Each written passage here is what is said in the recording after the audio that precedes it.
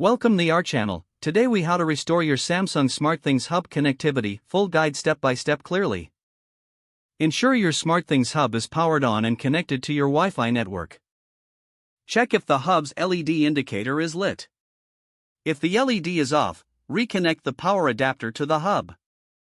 Wait for the hub to reboot and see if the LED indicator lights up. Open the SmartThings app on your smartphone.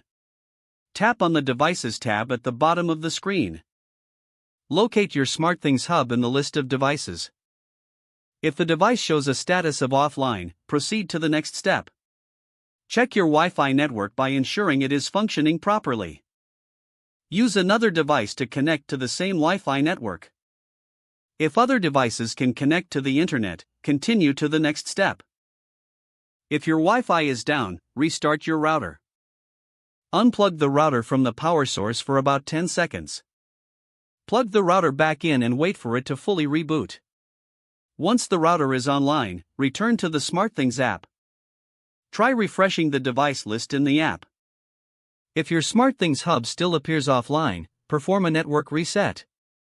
Carefully press and hold the reset button on the hub for about 10 seconds. Release the button and wait for the hub to restart. Once the hub reboots, follow the prompts in the app to reconnect it to your Wi-Fi network.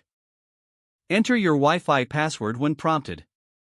Wait for the app to confirm that your hub is back online. Check the LED indicator on the hub to ensure it is solid blue. If the light is blue, the hub has successfully reconnected. Test the hub by operating a connected device through the app.